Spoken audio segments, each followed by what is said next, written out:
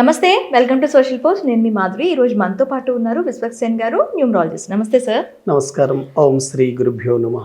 Sir, ఈ మధ్య కాలంలో మనం ఎక్కువగా చూస్తుంటాం డెలివరీ టైం అని అంటే వాళ్ళకి తేదీ, వార, నక్షత్రం, డేట్ అన్నీ సరిపోతున్నాయా లేదా అన్నీ చూసుకొని వాళ్ళు డెలివరీ ప్లాన్ చేసుకొని ఆ డేట్ ప్రకారం వాళ్ళు బిడ్డను కనటం జరుగుతుంది. అయితే ఈ పుట్టబోయే బిడ్డ అంటే ఈ పుట్టిన బిడ్డకి ఈ డేట్ అనేది నిజంగా వర్తిస్తుందా? ఎంతవరకు వర్తిస్తుంది? అయితే మనకి గతంలో కనుక చూసుకోగలిగితే 90s కానీ 80s ఆ టైంలో 100% నార్మల్ డెలివరీ జరిగేదండి.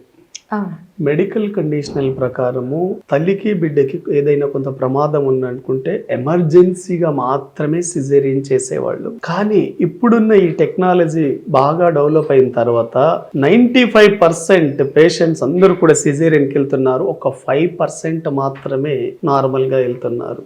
మన ఇండియాలో ఇది చాలా ఎక్కువ అండి. అదే ఫారెన్ కంట్రీస్లో అయితే వాళ్ళు 100% నార్మల్ చేయడానికి ట్రై చేస్తారు.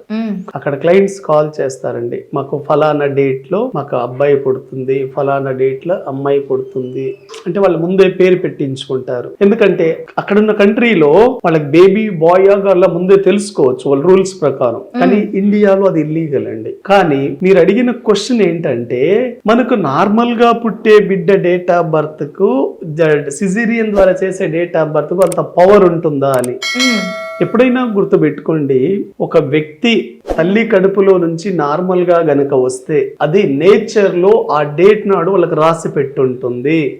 అది రియల్ గా పనిచేస్తుంది. అంటే natural delivery very very powerful. దాన్ని ఎవరు ఆపలేరండి.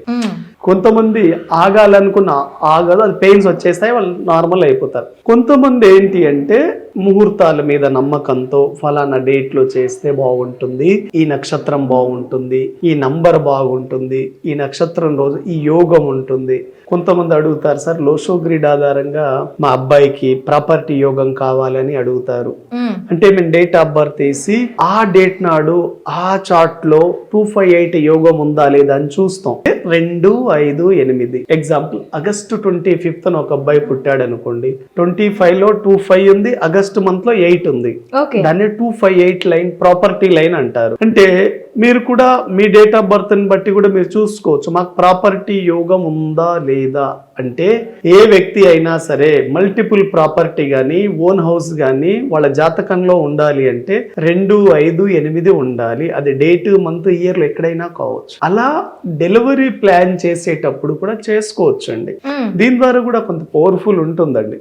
ఎందుకంటే అప్పట్లో టెక్నాలజీ లేదు కాబట్టి ఎలా పడితే అలా చేసుకునేవాళ్ళు. ఇప్పుడు ఏంటి అంటే చాలా మంది ఫలానా డేట్ లో ఫలానా నక్షత్రంలో బాగుంటే పుట్టబోయే బిడ్డ భవిష్యత్తు కూడా బాగుంటుందని ఒక నమ్మకం.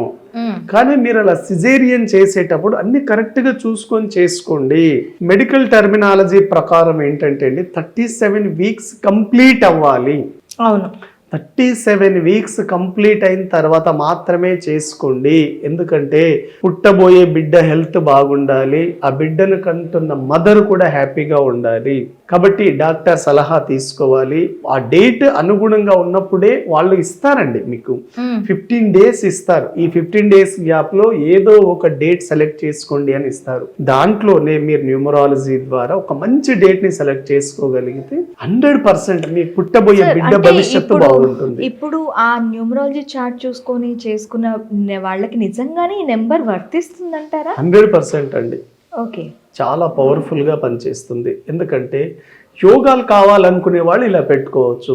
మీరు ఎగ్జాంపుల్ మీ అబ్బాయి డేట్ ఆఫ్ బర్త్ లో 456 లైన్ వచ్చేటట్లు చేసుకోవాలనుకుంటే చేసుకోవచ్చు. 456 లో పుట్టిన వాళ్ళు చాలా మంది రిచ్ పీపుల్స్ ఉన్నారు. మీ బిడ్డ కూడా రేపు అలా రిచ్ కావచ్చు కదా.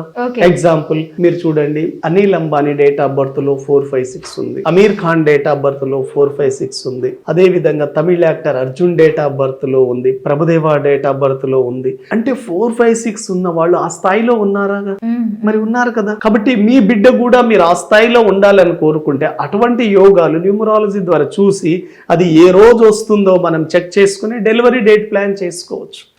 కానీ డెలివరీ డేట్లు ఎప్పుడు కూడా నేను చెప్పినట్లు ఆ 12 రకాల డేట్లలో మాత్రం చేసుకోవద్దు. 8, 17, 26, 4, 13, 22, 31, 7, 16, 25, 2 నంబర్ 20, 29లో డెలివరీ చేసుకోవద్దు. వెరీ వెరీ డేంజర్ అండి. చాలా స్ట్రగ్లింగ్ ఉంటుంది లైఫ్లో. సక్సెస్ అవుతారు కానీ స్ట్రగుల్స్తో సక్సెస్ అవుతారు. 4 సిరీస్ 2 సిరీస్ కానీ 4 కానీ 8 కానీ 7 కానీ ఈ సిరీస్లో చేసుకోవద్దు. మంచి డేట్ని బట్టి ఆ రోజు నా ముహూర్తాన్ని బట్టి యోగాలు కూడా ఉండాలి డేట్ ఆఫ్ బర్త్లో. ఒకటే గుర్తు పెట్టుకోండి, కొంతమంది సంపన్న కుటుంబాల్లో పుట్టినప్పటికీ కూడాను వాళ్ళ లైఫ్లో ఏం సాధించకుండా నార్మల్గా చనిపోతారు. అవును. కొంతమంది పూరి గుడిసెల్లో పుట్టినప్పటికీ, పేదరికంలో ఉన్నప్పటికీ ప్రపంచంలో ఎవరు ఊహించనంత స్థాయికి ఎదుగుతారు.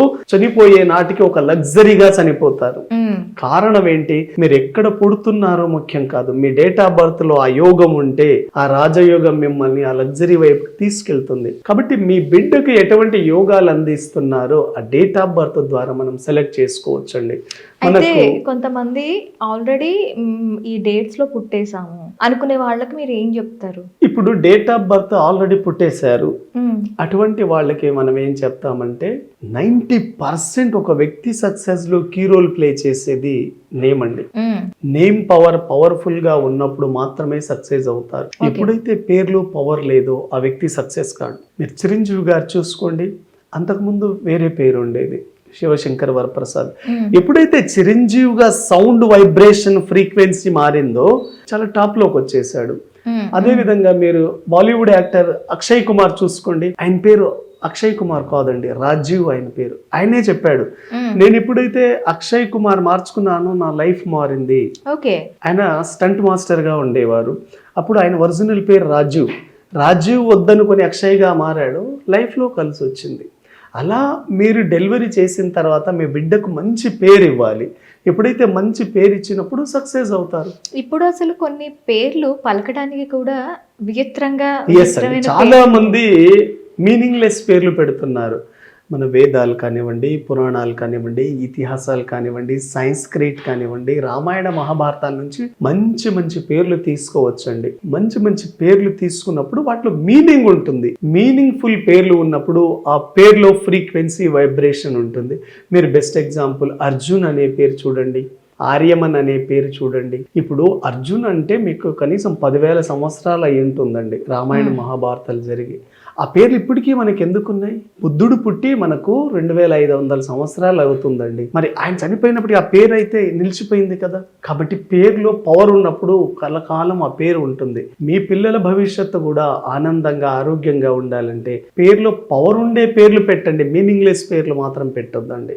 కాబట్టి ఎప్పుడైతే మంచి పేర్లు నిర్ణయిస్తామో వాళ్ళ భవిష్యత్తు బాగుంటుంది. ఒక గుడ్ వైబ్రేషన్ వాళ్ళకి నేమ్ అండ్ ఫేమ్ని తెస్తుందండి. ఏ వ్యక్తి అయినా నేమ్ అండ్ ఫేమ్ రావాలి అంటే 90% వాళ్ళ పేరే డిసైడ్ చేస్తుంది.